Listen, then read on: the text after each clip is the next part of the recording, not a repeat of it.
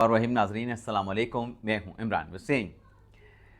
नाज़रीन, किस खबर से अपने इस प्रोग्राम का आगाज़ करें और प्रोग्राम में कौन कौन सी खबरें आपकी खिदमत में पेश करें। ये नाज़रीन मुश्किल उस वक्त पैदा होती है जब डेवलपमेंट्स बड़ी तेज़ी के साथ हो रही होती हैं।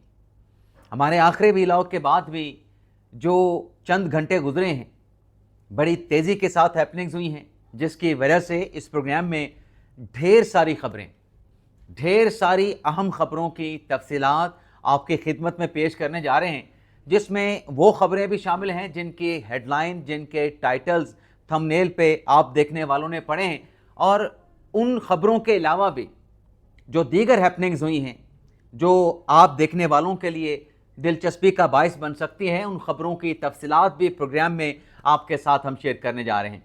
लेकिन व्लॉग का आगाज़ करने से पहले एक तो आप नाजरीन से दरख्वास्त करेंगे कि जिन दोस्तों की तरफ से अभी तक चैनल को सब्सक्राइब नहीं किया गया, उनसे दरख्वास्त होगी कि चैनल को सब्सक्राइब कर लें, बेल आइकॉन का बटन प्रेस करें। वीडियो पसंद आए तो इसे लाइक और शेयर ज़रूर कीजिएगा। पहली खबर पर नाज़रीन आने से पहले हमारे प्रीवियस व्लॉग में, और मैं ये नोट कर रहा हूँ कि पिछले चंद दिनों से देखने वालों की तरफ से एक सवाल उठाया जा रहा है, ख़ास तौर पर उस व्लॉग में जिसमें मेरे साथ जांज़ेब अब्बासी साहब मौजूद होते हैं। शिकवा शिकायत ये किया जाता है कि मैं जांज़ेब अब्बासी साहब को प्रोग्राम में बोलने का टाइम नहीं देता। तो यहाँ पे क्लियर कर दें कि ऐसा कोई एतराज़ जो है वो जांज़ेब अब्बासी का नहीं है, और हम प्रोग्राम में डिस्कशन कर रहे होते हैं। प्रोग्राम में जो खबरें आपके साथ हम शेयर कर रहे होते हैं, उसमें कुछ खबरें जांज़ेब अब्बासी के पास उनकी डिटेल्स होती हैं, कुछ खबरों की तफसीलात मेरे पास होती हैं। तो हम आपस में दोनों कोऑर्डिनेट करके प्रोग्राम कर रहे होते हैं। तो इसमें ऐसे कुछ शिकवा वाली बात नहीं जिस पे जांज़ेब अब्बासी मुझसे शिकवा करें। तो जब वो शिकवा नहीं कर रहे, जो हकीकत है, जो हमारी कोऑर्डिनेशन होती है, वो मैंने आपके सामने रख दी है। तो ऐसी कोई बात नहीं कि मैं अपने प्रोग्राम में जांज़ेब अब्बासी को बात करने नहीं देता। हम कोऑर्डिनेशन के साथ खबरें आपस में शेयर करके जिसकी जो खबर होती है उसे अपने अपने अंदाज से उस खबर की तफसीलात आपकी खिदमत में पेश कर देते हैं।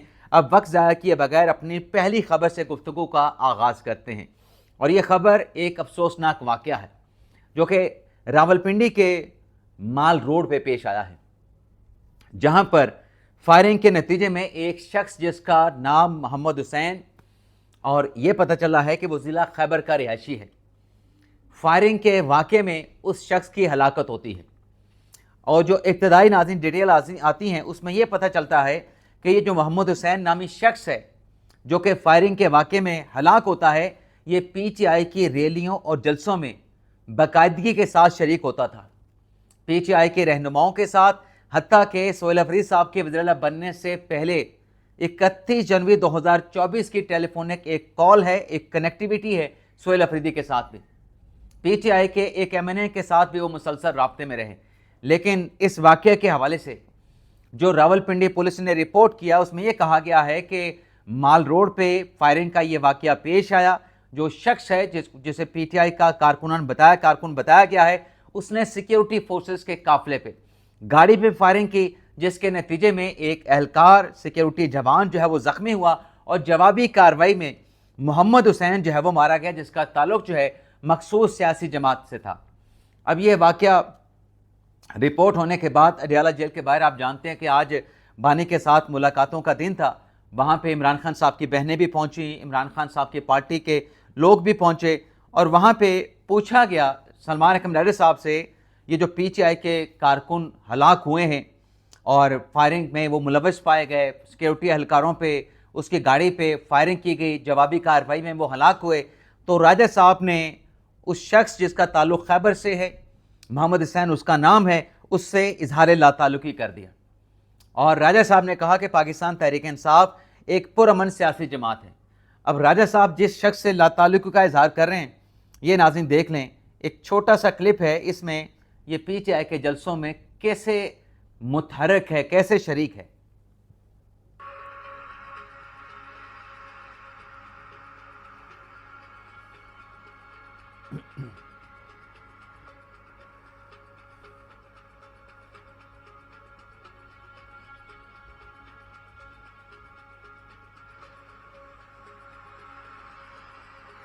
ये नाज़रीन लंबी चौड़ी वीडियो, अब इससे ज़्यादा आपको क्या दिखाया जाए। اب راجہ صاحب نے ظاہر سی بات ہے کہ اپنا موقف دے دیا ہے، لیکن اس میں راجہ صاحب یہ بھی کہہ سکتے تھے کہ ٹھیک ہے وہ پاکستان تحریک انصاف کا کارکن تھا، پاکستان تحریک انصاف کے جلسے ریلیوں میں شرکت کرتا تھا، لیکن اس کے انفرادی کسی ایکٹ کی پاکستان تحریک انصاف ذمہ دار نہیں ہے۔ یہ کہنا میرے خیال میں زیادہ مناسب ہوتا، لیکن میری ایک رائے ہے، میں اپنی رائے کسی کے اوپر جو ہے اسے امپوز نہیں کر سکتا۔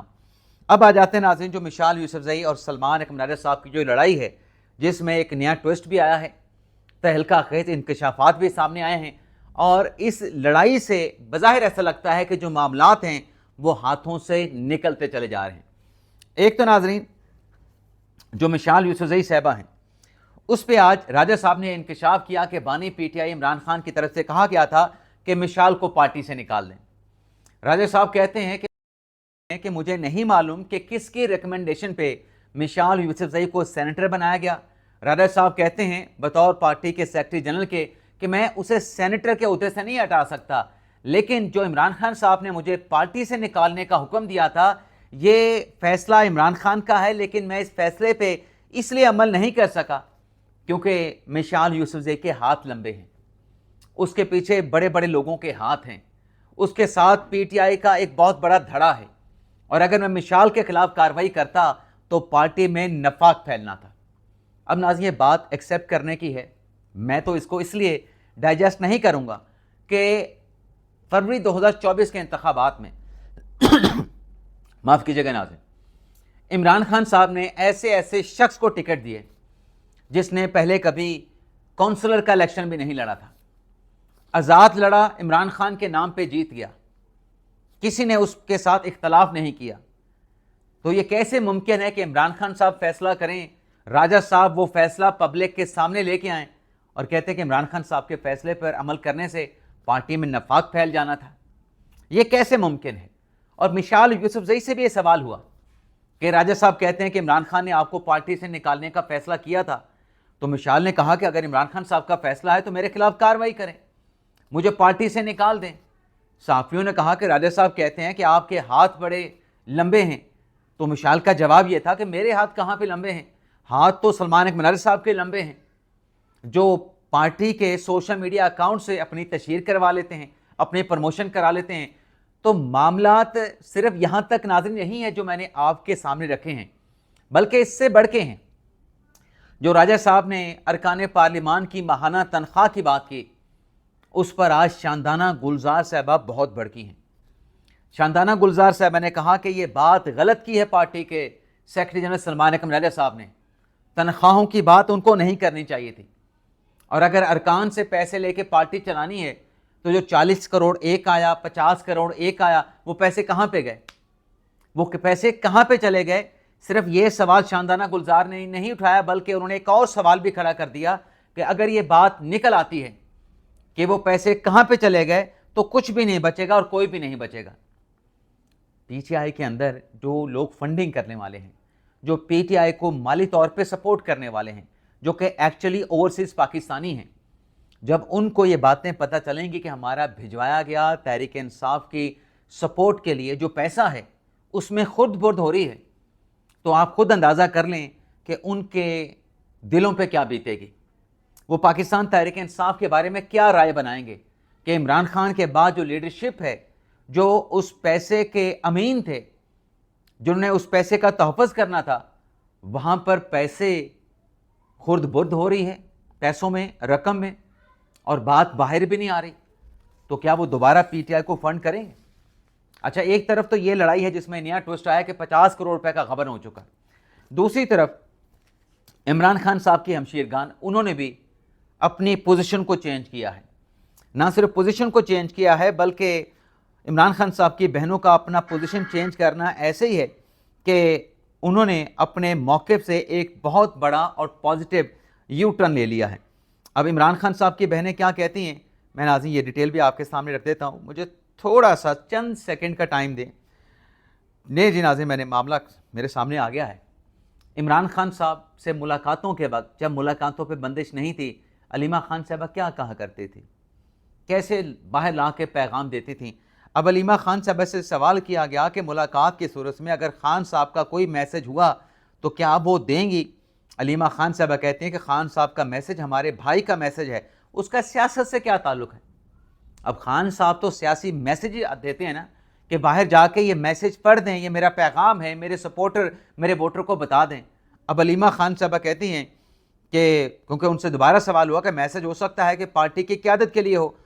عمران خان صاحب کی بہن نورین خانم کہتی ہیں کہ ہم خاندان ہیں، گھریلو باتیں اس ملاقات میں کرتے ہیں، سیاسی باتیں جائیں سیاستدان خان صاحب کے ساتھ ملاقات کریں اور اس میں سیاسی باتیں کریں، ہمارا سیاسی باتوں کے ساتھ کیا تعلق ہے؟ یہ عمران خان صاحب کی بہن نورین اور علیمہ خان صاحبہ نے ایک بڑا سرپرائز دیا ہے، اور ان سے یہ بھی پوچھا گیا کہ یہ جو جوائنٹ ڈیفنس ایگریمنٹ ہوا ہے اس پر عمران خان صاحب کی بہنوں نے مکمل طور پہ لا تعلق کا اظہار کیا اور موقف دینے سے انکار کیا۔ عمران خان صاحب کی بہنوں نے کہا کہ آپ کہاں پہنچ گئے، کیا سوال کر رہے ہیں، دوسروں ملکوں تک چلے گئے، صرف اڈیالہ کی باتیں کیا کرو، پوچھو کہ راستہ کیوں بند ہے، گاڑی میں جھٹکے کتنے لگے، گرمی کتنی ہے۔ ویسے علیمہ خان صاحبہ نے کہا کہ آج تو موسم اچھا ہے۔ پھر ایک صحافی نے یہ سوال کر لیا کہ آپ کہتے ہیں کہ عمران خان صاحب کو مطالعے کے لیے کتابیں بھجواتے ہیں لیکن کتابیں عمران خان تک نہیں پہنچتی۔ صحافی نے کہا جب عمران خان صاحب کی آنکھ کا مسئلہ ہے، ان کی آنکھیں ٹھیک نہیں ہے، تو عمران خان صاحب کیسے ان کتابوں کو پڑھیں گے؟ علیمہ خان صاحبہ یہاں پہ لاجواب ہو جاتے ہیں۔ سوال تو ویلڈ ہے صحافی کا کہ جب آنکھوں کا عارضہ لاحق ہے، ایک آنکھ کا آپ کہتے ہیں ضائع ہو چکی ہے، دوسری عمران خان صاحب کی جو آنکھ ہے وہ بھی خان صاحب کی 6/6 نہیں ہے، تو کتاب کیسے پڑھیں گے؟ علیمہ خان صاحبہ یہاں پہ جو ہے وہ خاموش ہو جاتی ہیں۔ پھر سوال ہوتا ہے کہ نواز شریف کو تو گھر کا پکا ہوا کھانا ملتا تھا، تو عمران خان صاحب کی بہن کا جواب یہ تھا کہ نواز شریف کا کھانا تو گھر سے آتا ہے۔ تو اس پہ پھر جب صحافی نے سوال کر لیا تو عمران خان صاحب کی بہنیں خاموش ہو گئیں۔ عظمیٰ خان صاحبہ نے جواب دیا کہ ہمارا ایک ہی مطالبہ ہے کہ عمران خان کا علاج جو ہے وہ کرایا جائے، اس کے علاوہ ہمیں کچھ پتہ نہیں۔ اچھا، یہاں پہ تو ہم نے عمران خان صاحب کی بہنوں کی بات کر لی۔ اب وہ جو امریکہ میں یا پھر لندن میں بیٹھا، میرے خیال تو امریکہ میں بیٹھا ہے بجاج سعید خان، اس نے اور ہی بے پرکی چھوڑی ہے، بے پرکی اڑائی ہے کہ عمران خان صاحب جو ہے خدا نخواستہ اس دنیا میں نہیں رہے، ہمیں چھوڑ کے اس دنیا سے جا چکے ہیں۔ اب یہ بندہ اپنے آپ کو صحافی کہتا ہے، صرف ویوز کے چکر میں، صرف جو ہے وہ ڈالر کمانے کے چکر میں یہ ایسی بیہودہ بات کر رہا ہے جو کہ صحافی کرنے کا سوچ بھی نہیں سکتا۔ ہم نے جو چیزیں آپ کے سامنے پیش کی ہیں وہ حقائق آپ کے سامنے رکھے ہیں۔ اب سوال یہ جنم لیتا ہے کہ چلیں بجاج سعید خان نے تو جو بونگی مارنی تھی، جو بھنڈ مارنا تھا اس نے مار دیا، ویسے یہ بونگی ہے، بھنڈ نہیں ہے۔ سوال یہ ہے کہ آج عمران خان صاحب کی کسی کے ساتھ ملاقات نہیں ہوئی۔ دو سوال، بشرا بی بی صاحبہ کی ان کی بیٹی کے ساتھ ملاقات ہوتی ہے، بشرا بی بی صاحبہ کی ان کی بھابھی کے ساتھ ملاقات ہوتی ہے۔ سوال یہ ہے کہ عمران خان صاحب کی ملاقات کیوں نہیں ہوتی، بہنوں کے ساتھ یا پارٹی کے لوگوں کے ساتھ؟ دوسرا یہ ہے کہ بندش کی اگر کوئی سوال کرتا ہے کہ بندش لگ گئی ہے جی عمران خان کی ملاقات پہ، تو بندش تو بشرا بی بی صاحبہ کے ساتھ ملاقات پر بھی لگی تھی کہ ان کی بیٹی کی بھابھی کی ملاقات نہیں کروائی جا رہی تھی۔ وہ بندش کیسے ختم ہوئی کہ دوبارہ سے بشرا بی بی صاحبہ کی ملاقاتیں بحال ہو گئیں، لیکن عمران خان کی ملاقاتوں پہ لگی جو بندش ہے وہ ختم کیوں نہیں ہو پا رہی؟ اس سوال کا جواب جو ہے وہ تلاش کرنا ہے۔ میرے پاس سوال کا جواب ہے، لیکن جب میں جواب آپ کے سامنے رکھوں گا تو کچھ دوست ناراض ہو جاتے ہیں۔ آپ کی رائے میں، آپ کے ذہن کے مطابق اس کی وجہ کیا ہے؟ آج عمران خان صاحب کی بہنیں یہ کہہ رہی ہیں کہ ہماری عمران خان صاحب کے ساتھ سیاسی گفتگو نہیں ہوگی، ہم تو گھریلو بات کریں گے، گھر کی باتیں کریں گے۔ علیمہ خان صاحبہ کا ماضی کا عمران خان کے ٹویٹس ایکس اکاؤنٹ پہ نکال کے دیکھ لیں، علیمہ خان صاحبہ کیا پیغام لے کے آتی تھیں۔ جو بات اس وقت بابر کروائی جا رہی تھی، کوئی ایکسیپٹ کرنے کو تیار نہیں تھا، کوئی ماننے کو تیار نہیں تھا۔ آج انہی پیرامیٹرز پہ خود آ چکے ہیں جو ان سے ڈیمانڈ کیا جا رہا تھا، اور جو ڈیمانڈ کرنے والے تھے وہ اپنی پوزیشن کو بڑا سخت کر چکے ہیں، وہ سختی پہ اتر آئے ہیں۔ اس کو کیا کہا جائے کہ ٹرین کس نے مس کی، بس کو کس نے مس کیا؟ اب سہیل افریدی صاحب کہتے ہیں کہ جمعرات کو اگر ملاقات نہیں کرائی گئی تو جمعرات کو رات 10 بجے پاکستان کا ہر شہر جو ہے وہ ڈی چوک بنا دیا جائے گا، ہم 20 لاکھ لوگ کے لے کے پشاور سے نکلیں گے۔ تو یہ جو وارننگ یا الٹیمیٹم جو سہیل افریدی صاحب نے دیا ہے، اس پر حکومت نے باقاعدہ رد عمل دیا ہے، باقاعدہ ریئیکشن دیا ہے۔ اب وہ رد عمل ریئیکشن کیا ہے؟ وہ رد عمل ناظرین ریئیکشن دیا ہے رانا ثناء اللہ صاحب نے۔ رانا ثناء اللہ صاحب نے کہا کہ جمعرات کو کوئی ملاقات نہیں ہو رہی، جائیں عمران خان کے ساتھ کوئی ملاقات جمعرات کو نہیں کرائیں گے، جو یہ الٹیمیٹم دے رہے ہیں وہ پھر 20 لاکھ بندوں کا بندوبست کر لیں۔ رانا ثناء اللہ نے کہا کہ 20 لاکھ بندوں کی جو دھمکی دی گئی، اب 20 لاکھ بندوں کا بندوبست کر لیں، اگر 20 لاکھ میں سے 10-20 ہزار کم بھی ہوئے تب بھی ان کا گزارا چل جائے گا۔ لیکن رانا ثناء اللہ صاحب کہتے ہیں کہ لگتا ایسے ہے کہ پاکستان تحریک انصاف کے ساتھ ایک مرتبہ پھر ہاتھ ہو گیا ہے۔ اب افریدی صاحب کا الٹیمیٹم اپنی جگہ پہ، حکومت نے واضح کہہ دیا کہ جمعرات کو ملاقات بھی نہیں ہوگی۔ اب مشورے دینے والے تو بہت ہیں، جس میں سب سے صائب جو مشورہ ہے وہ جناب فیصل چودھری صاحب نے دیا ہے، جس میں سہیل افریدی صاحب سے کہا گیا ہے کہ درمیان کا راستہ نکالیں، بیچ کا راستہ نکالیں، یہ جو کشیدگی ہے، جو کنفرنٹیشن کی صورتحال ہے، اس کو نہ بڑھائیں، ایسا راستہ نکالیں جس سے عمران خان صاحب کے ساتھ جو ملاقاتیں ہیں وہ ملاقاتیں بحال ہو سکیں، عمران خان صاحب کی خیر و عافیت کی خبر باہر آ سکے۔ یہ دھمکیاں دینے سے، الٹیمیٹم دینے سے، وارننگ دینے سے بات بنے گی نہیں، بلکہ بات مزید بگڑ جائے گی۔ اب بال جو ہے وہ پاکستان تحریک انصاف کے کورٹ میں ہے۔ تو یہ تھا ناظرین ہمارا آج کا ولاگ، آپ سے اجازت چاہتے ہیں۔ اللہ تعالی ہم سب کا حامی ناصر ہو، اپنی ڈھیر ساری دعا میں یاد رکھیے گا۔ اللہ حافظ۔